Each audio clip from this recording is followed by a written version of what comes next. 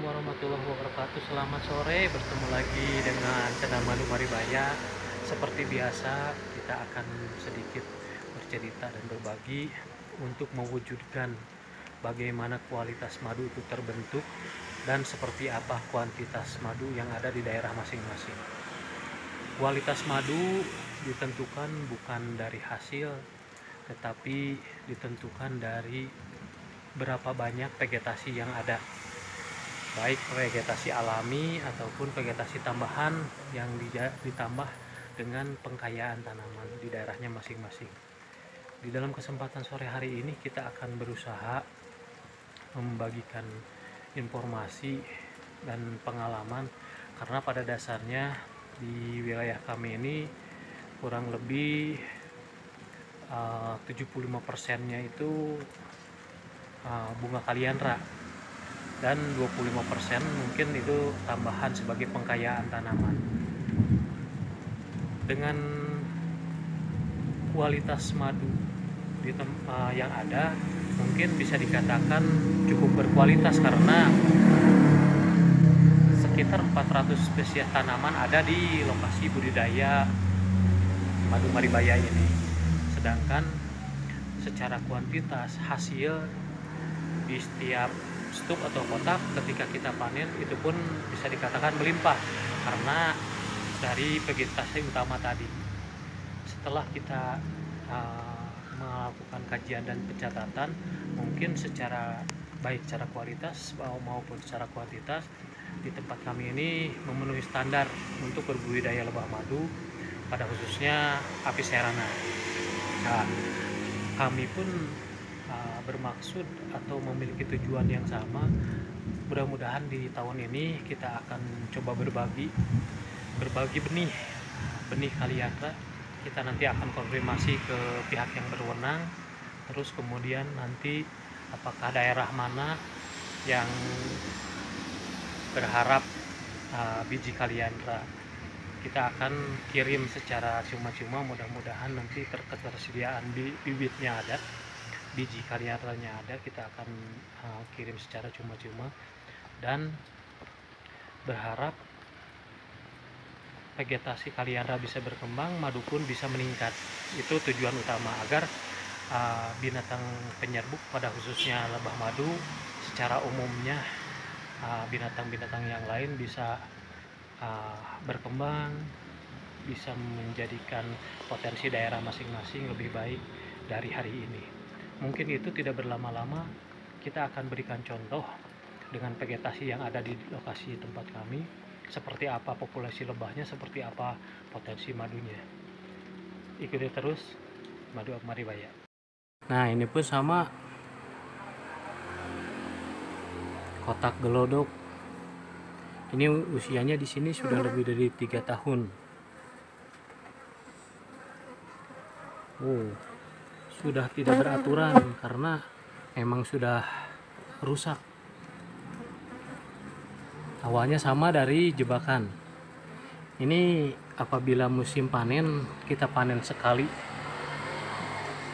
Dari kotak ini rata-rata 5 kilo. Itu panen aman, bukan panen dihabiskan. Kita hanya ambil antara 3 atau 4 lempeng saja. Ini panjangnya 45 cm ke belakang, lebarnya 35 dan tingginya 35.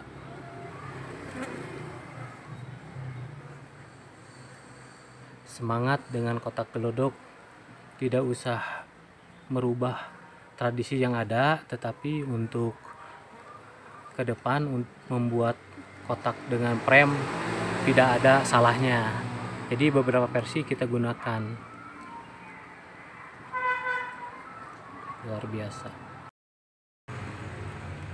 Nah, ini sistem kotak gelodok. Awalnya sama, kita buat jebakan karena dari awal kotaknya memang bahan kayu yang sudah cukup lapuk. Nah, ini sampai belakangnya juga sudah lapuk, tapi penuhnya sudah ke belakang-belakang. Madunya luar biasa penuh. Jadi jangan minder bagi yang menggunakan kotak gelodok, artinya kotak yang tidak memakai prem. Tidak usah minder apabila kotaknya sudah sesuai dengan kotak budidaya.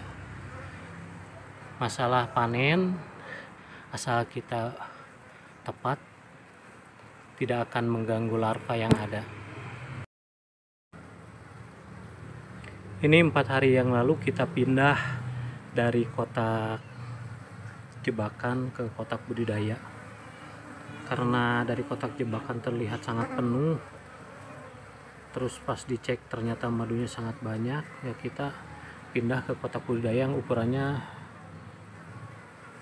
lewat dari standar biasa. Jadi ini kotak budidaya ukurannya cukup besar, dan bisa saudara perhatikan ternyata benar lebahnya sudah mau pindah ke lokasi yang lebih leluasa.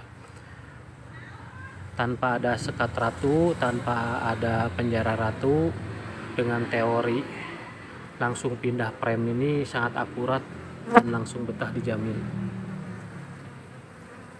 Indikator penting, banyak sekali yang bawa bipolen seimbang dengan yang tidak bawa apa-apa, yang menandakan yang tidak bawa apa-apa itu membawa nektar atau calon madu. Mungkin ini koloni super. Ini merupakan kotak jebakan yang sudah dipindah ke lokasi budidaya kurang lebih 1 bulan.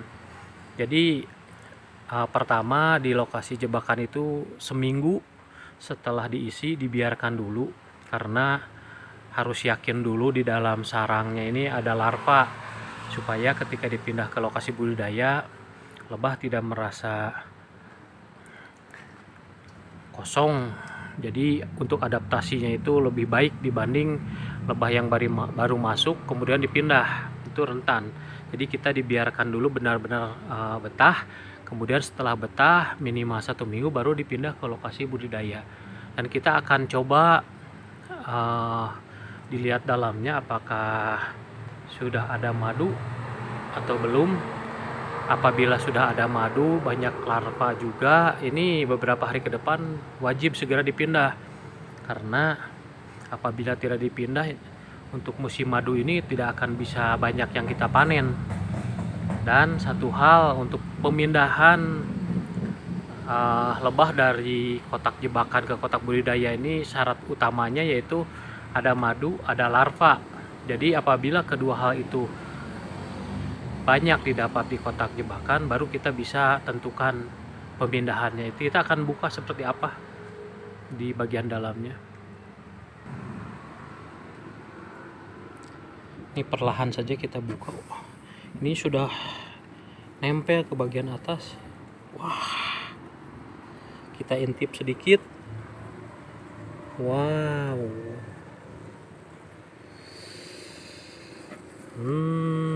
Madunya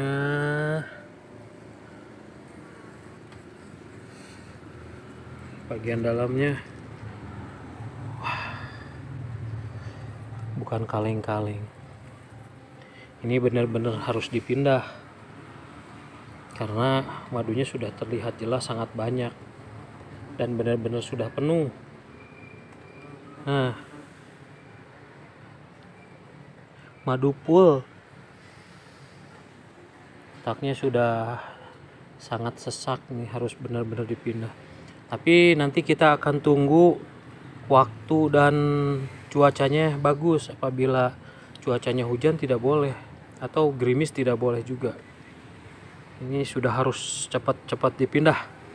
Ini yang pertama kita akan buka sebagai sampel saja 2 kotak dari kotak jebakan, apakah dua-duanya sudah full madu atau belum. Kita lanjut ke kotak berikutnya. Kemudian ini kotak yang kedua, ini berada di samping. Nah, ini yang pertama barusan kita buka. Kemudian ini yang kedua, kita akan cek juga apakah ini sudah layak untuk dipindah, seperti apa isinya, apakah sudah ada madu Karena pada dasarnya kalau madunya sudah penuh otomatis larva itu sudah banyak. Dan kalau seandainya itu memenuhi standar untuk dipindah ya harus segera dipindah. Karena ini larvanya kasihan, larva netas terus sedangkan tempat sudah tidak ada. Jadi nanti lebahnya terlalu sesak di dalam. Kita akan buka. Pelan-pelan saja, ternyata tutupnya ini sudah pada nempel, berarti madunya juga pada penuh. Diintip sedikit. Nah, apalagi ini terlihat jelas. Ini premnya pakai prem kayu surian. Madunya memang sudah penuh. Berarti ini dua-duanya harus segera dipindah. Sangat luar biasa sekali.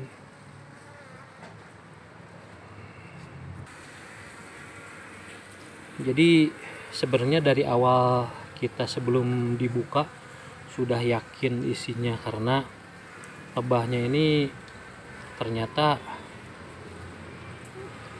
sangat penuh di bagian luar. Kemudian tutupnya, tutup kotak ini ketika kita angkat sangat sulit, berarti benar-benar sudah nempel, berarti madunya sudah banyak. Nah, ini pembuktian 2 kotak siap dipindah, belum yang lainnya. Ini cuacanya keburu gerimis. Nah, demikianlah kotak yang kita buka. 2 kotak ternyata sangat bagus, walaupun pada dasarnya kotaknya masih kotak jebakan, bukan kotak budidaya. Apalagi kalau seandainya sudah langsung dipindah ke kotak budidaya, mungkin hasilnya bakal lebih meyakinkan, bahkan vegetasi di sini sangat baik.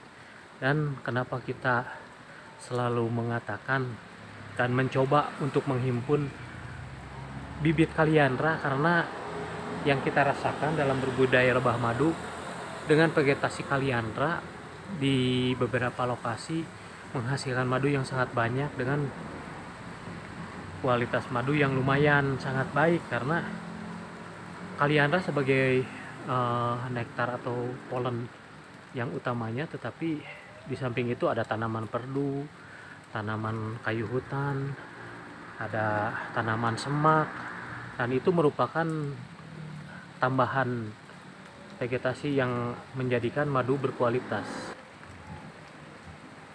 Karena pada dasarnya yang menjadi kualitas madu itu bukan dibuktikan dengan banyaknya madu yang dipanen di setiap kotak, tetapi berapa ratus atau berapa ribu jenis bunga atau tanaman liar yang ada di lokasi budidaya.